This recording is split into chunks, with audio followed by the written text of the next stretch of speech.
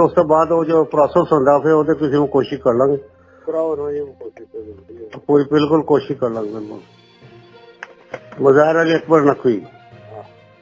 ٹھیک ہے جی بڑا دبانگ ہے ہاں نہیں ہے جاننا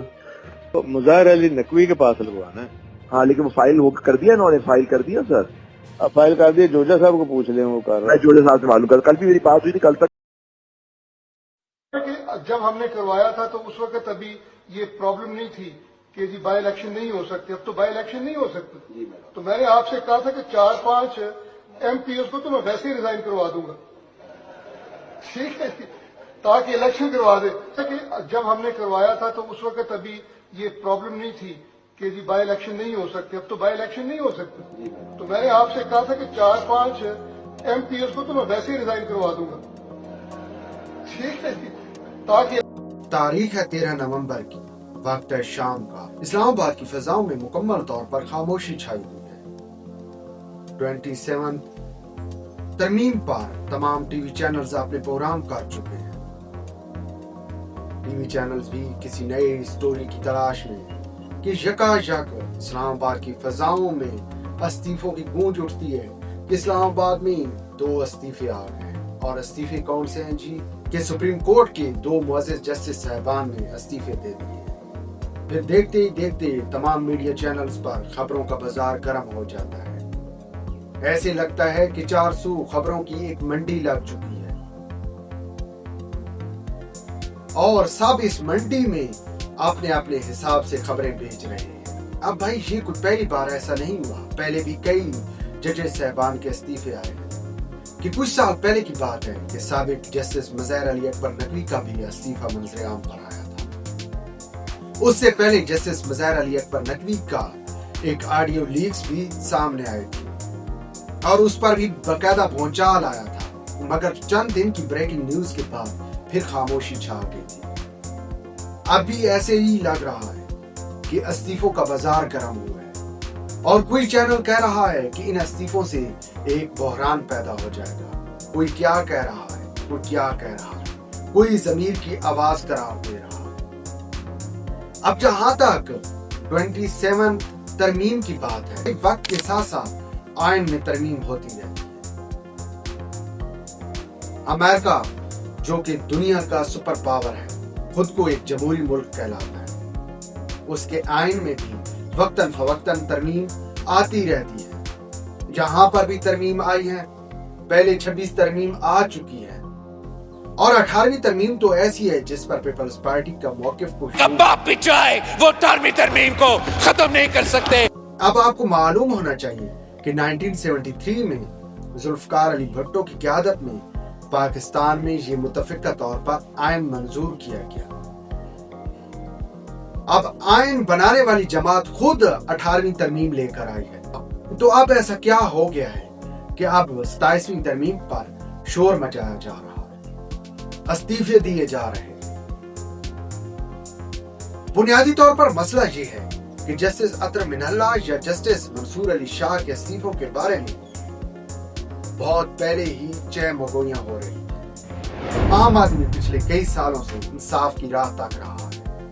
عام آدمی کے لیے نہ ہی کبھی کوئی سو موٹو لیا گیا ہے نہ ہی اس بات پر کبھی کوئی استعفیٰ آیا ہے کہ جی ہم عام آدمی کو انصاف دینے میں ناکام رہے استعفیٰ آیا ہے تو کس بات پر سیاسی معاملات پر اب بھائی آئین میں ترمیم کرنے کا حق مکمل طور پر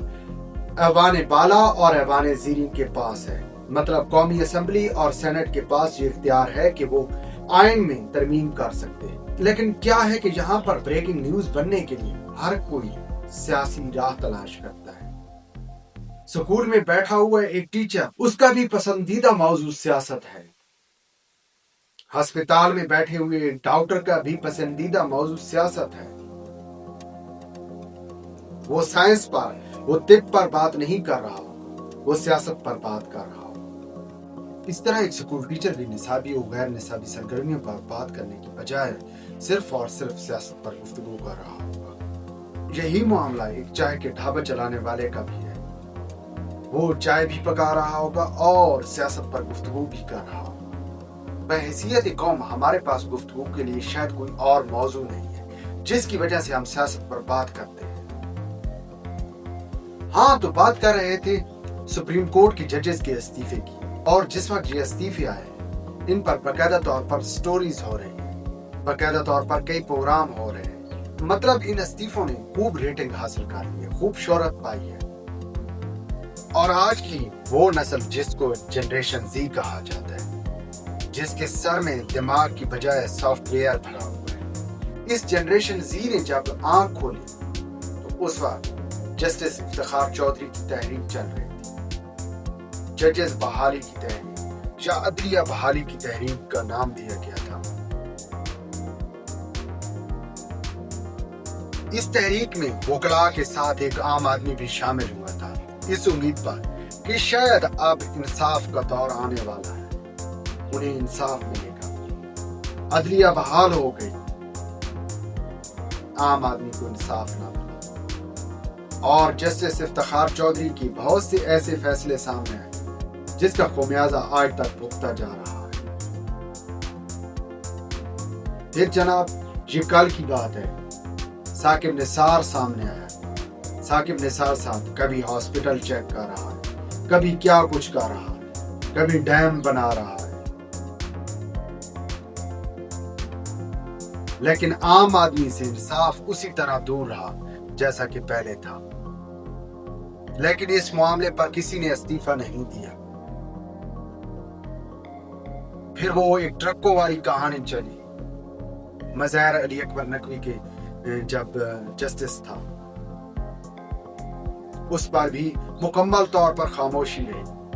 کسی نے اس وقت سو موٹو نہیں لیا. پھر وقت گزرتا گیا، مظاہر علی اکبر نقوی بھی ریزائن کر کے گھر چلا گیا، اور اب جسٹس منصور علی شاہ اور جسٹس عطر من اللہ صاحب نے بھی ریزائن کر دیا ہے.